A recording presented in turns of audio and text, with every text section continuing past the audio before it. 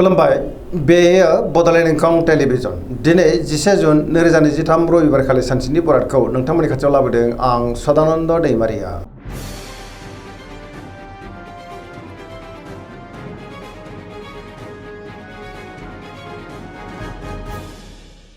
सिगां फरायनो लादों मेष राशि गिबि हांखो अ ल दिनैनि साना जोबोर मोजां गोसोखौ दिनै जोबोर गोजोननाय मोनगोन बहाबा दावबायनो बा हान्थिनो खाबु मोननो हागौ आरो मोजाङैनो हान्थिनोबो हागोन गोसोनि साननायफ्रा मोगथाङाव जाफुंनोबो हागौ मावनो लानाय खामानिखौ थि समावनो आरो गोरलैयैनो मावफुंनो हागोन देहाया दिनै मोजाङै थागोन सोरबा लोगोनिफ्राय मोजां खौरांबो मोननो हागौ रांखावरियाव जोबोर मोजां होनजायो गोबां धोन आरजिनोबो हागोन आरो बेफार फालांगियावबो जोबोर मोजां मुलाम्फा मोननो हागोन गोसोनि साननायखौ दिनै गुबुननो फोरमायनोबो हागोन सोरबा लोगोनिफ्राय थोजासे हेफाजाबबो मोननो हागौ न'खराव बिसि फिसायनि गेजेराव अननानै फैगोन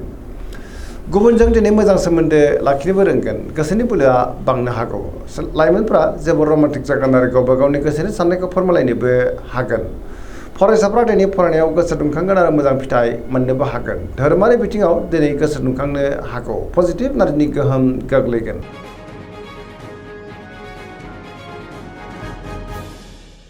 वृष राशि गिबि हांखो इ उ ब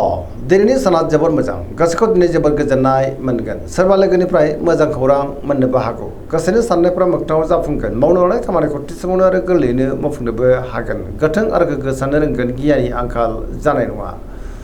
बहाबा दावबायनो बा हान्थिनो खाबु मोननानै गोसोआ दिनै जोबोर गोजोनगोन रांखावरियाव मोजां बेफार फालांगियावबो दिनै जोबोर मोजां मुलाम्फा मोननो हागौ आयाबो दिनै बांनो हागौ न'खराव बिसि फिसायनि गेजेराव अननानै फैगोन देहाया दिनै मोजाङैनो थागोन गुबुननिफ्राय थोजासे हेफाजाबबो मोननो हागौ जायखि खामानि मावा मानो मोनफ्रोमबो खामानिखौनो दिनै गोरलैयैनो मावफुंलांनो हागोन लोगोफोरनिफ्राय थोजासे अनसायनायबो मोननो हागौ गोसोनि साननायफ्रा दिनै मोगथाङाव जाफुंगोन आरो पजिटिभ एनार्जिनि गोहोम गोग्लैगोन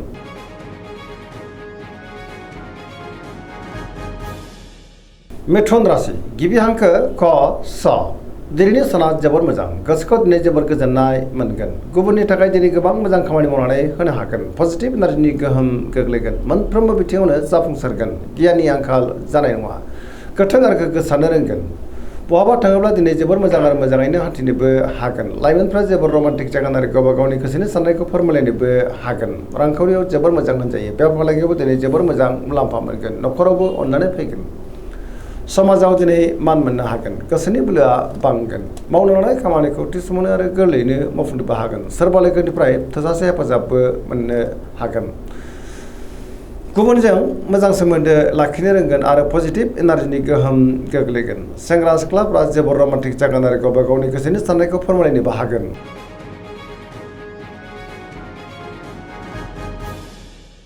कर्कट राशि गिबि हांखो ड ह दिनैनि साना जोबोर मोजां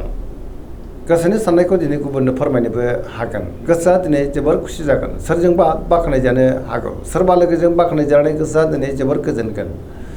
गोसोनि साननायफ्रा दिनै मोगथाङाव जाफुंगोन पजिटिभ एनार्जिनि गोहोम गोग्लैगोन गोथों आरो गोग्गो साननो रोंगोन गियाननि आंखाल जानाय नङा रांखावरियाव मोजां बेफार फालांगियावबो दिनै जोबोर मोजां मुलाम्फा मोननो हागोन न'खराव अननानै फैगोन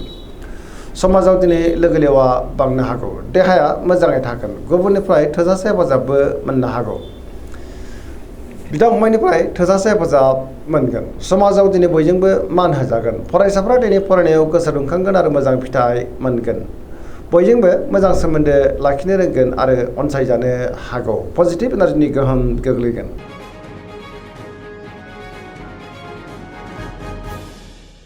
सिंह राशि गिबि हांखो म थ दिनैनि साना जोबोर मोजां गोसोखौ दिनै जोबोर गोजोननाय मोनगोन गुबुननिफ्राय थोजासे हेफाजाबबो मोननो हागौ गोथों आरो गोग्गो साननो रोंगोन गियाननि आंखाल जानाय नङा सोरबा लोगोनिफ्राय दिनै थोजासे हेफाजाब मोनगोन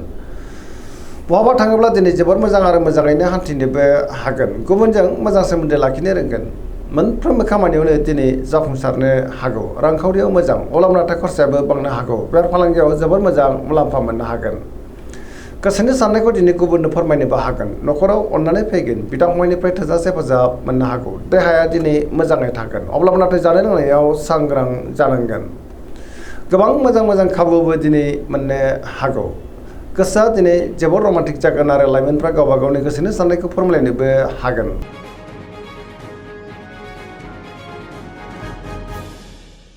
कन्या राशि गिबि हांखो प ट दिनैनि साना मोजां आरो गाज्रिनि गेजेरजों बाबेनलांनो हागौ गोसोनि साननायफ्रा गोनो गोथो जागोन गोथों आरो गोग्गो साननो रोंनाय नङा गियाननि आंखाल जानोबो हागौ रांखावरियाव बारा मोजां नङा नाङा फाङा खरसाया बांगोन बेफार फालांगियावबो दिनै बारा मोजां नङा होनजायो देहाया मोजाङैनो थागोन अब्लाबो नाथाय जानाय लोंनायाव सांग्रां जानांगोन गोबां मुंदांखा सुबुंजों दिनै लोगो मोनज्लायनोबो हागौ न'खराव बिदा फंबायनिफ्राय हेफाजाबखौ मोननो हागौ बिमा बिफानि अननाय आरिफोरखौबो मोननो हागोन पजिटिभ एनार्जिनि गोहोम गोग्लैगोन अब्लाबो नाथाय लाइमोनफोरनि गोसोआ जोबोर आला खालाबो जानोबो हागौ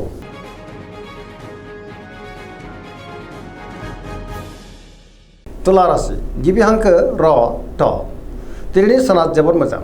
गोसोखौ दिनै जोबोर गोजोननाय मोनगोन गोबां मोजां खाबुबो दिनै मोननो हागौ गोसोआव गोथों आरो गोग्गो साननाय फैगोन गियाननि आंखाल जानाय नङा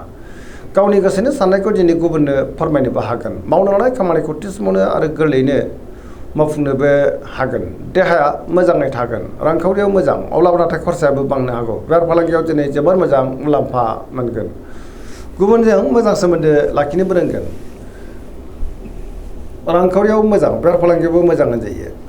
गुबुननिफ्राय थोजासे हेफाजाबबो मोननो हागौ सोरबा लोगोनिफ्राय हेफाजाब मोननानै गोसोआ दिनै जोबोर खुसि जागोन गोथों आरो गोग्गो साननो रोंगोन गियाननि आंखाल जानाय नङा सेंग्रा सिख्लाफ्रा दिनै जोबोर रमान्टिक जागोन आरो गावबा गावनि गोसोनि साननायखौ फोरमायलायनोबो हागोन पजिटिभ एनार्जिनि गोहोम गोग्लैनोबो हागौ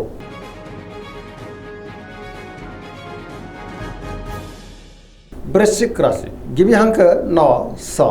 दिनैनि साना जोबोर मोजां पजिटिभ एनार्जिनि गोहोम गोग्लैगोन मोनफ्रोमबो बिथिङावनो जाफुंसारनो हागौ समाजाव दिनै लोगो लेवा बांगोन आरो बयजोंबो अनसायजागोन सोरबा गोजाम लोगोजों बहाबा लोगो मोनज्लायनानै गोसोआ दिनै जोबोर खुसि जानोबो हागौ गोसोआव गोथों आरो गोग्गो साननाय फैगोन गियाननि आंखाल जानाय नङा मावनो लानाय खामानिखौ थि समावनो आरो गोरलैयैनो मावफुंनोबो हागोन गुबुननिफ्राय थोजासे हेफाजाबबो मोनगोन गोसोनि साननायफोरा दिनै मोगथाङाव जाफुंगोन गोसोनि बोलोआबो बांनो हागौ समाजाव बयजोंबो मान होजागोन गोबां बिथिङावनो जाफुंसारगोन रांखावरियाव मोजां अब्लाबो नाथाय खरसायाबो बांनो हागौ बेफार फालांगियावबो जोबोर मोजां मुलाम्फा मोनगोन देहाया मोजाङै थागोन गुबुननिफ्राय थोजासे हेफाजाब मोननो हागौ फरायसाफ्रा दिनै फरायनायाव गोसो दुंखांगोन आरो मोजां फिथाइ मोननोबो हागोन लाइमोनफ्रा जोबोर रमान्टिक जागोन आरो गावबा गावनि गोसोनि साननायखौ फोरमायलायनोबो हागोन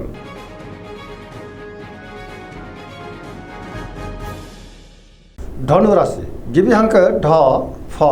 भ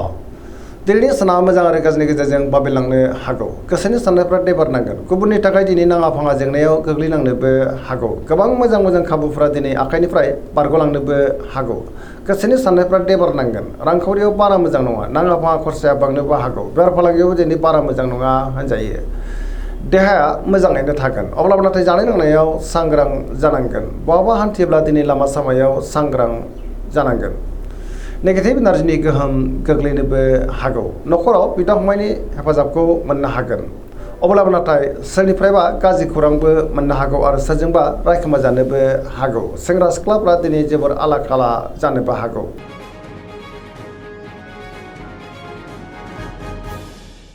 मकर राशि गिबि हांखो ख ज दिनैनि साना जोबोर मोजां गोसोखौ दिनै जोबोर गोजोननाय मोनगोन सोरबा लोगोनिफ्राय हरखाबै मोजां खौरां मोननोबो हागौ रांखावरियाव मोजां अब्लाबो नाथाय खरसायाबो बांनो हागौ बेफार फालांगियावबो दिनै जोबोर मोजां मुलाम्फा मोनगोन गुबुननि थाखाय गोबां मोजां खामानि मावनानै होनोबो हागोन गोबां मोजां खाबुबो दिनै मोननो हागौ मोनफ्रोमबो बिथिङावनो जाफुंसारगोन सिगांनि बबेबा आद्रा खामानियाबो दिनै मावफुंजानो हागौ गोथों आरो गोग्गो साननो रोंगोन गियाननि आंखाल जानाय नङा गोदान खामानियावबो आखाइ होजेननो हागोन न'खराव अननानै फैगोन बिदा फंबायनिफ्राय थोजासे हेफाजाबखौ मोननो हागोन सेंग्रा सिख्लाफ्रा दिनै गावबा गावनि गोसोनि साननायखौ फोरमायलायनो हागोन फरायसाफ्रा दिनै फरायनायाव गोसो दुंखांगोन आरो मोजां फिथाइ मोनगोन देहायाबो दिनै मोजाङैनो थागोन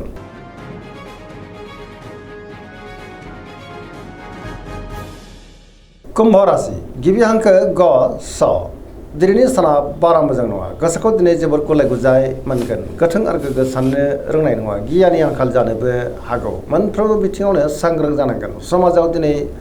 मान मोननो हागोन अब्लाबो नाथाय नेगेटिभ एनार्जिनि गोहोमबो गोग्लैनो हागौ सोरजोंबा रायखोमा जानोबो हागौ रांखावरियाव मोजां बेफार फालांगियावबो मोजां होनजायो देहाया नाथाय बारा मोजां थानाय नङा गोबां रोखोमनि देहायारि जेंनाजों मोगा मोगि जानांनोबो हागौ न'खराव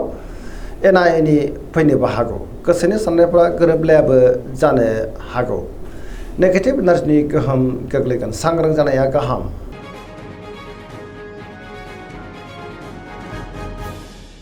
मीन राशि गिबि हांखो ड स दिनैनि साना जोबोर मोजां गोसोनि साननायफ्रा मोगथाङाव जाफुंगोन गुबुननि थाखाय गोबां मोजां खामानि मावनानै होनोबो हागोन गोसोआव दिनै पजिटिभ साननाय फैगोन गोथों आरो गोग्गो साननो रोंगोन गियाननि आंखाल जानाय नङा मोनफ्रोमबो बिथिङावनो जाफुंसारगोन देहाया दिनै मोजाङैनो थागोन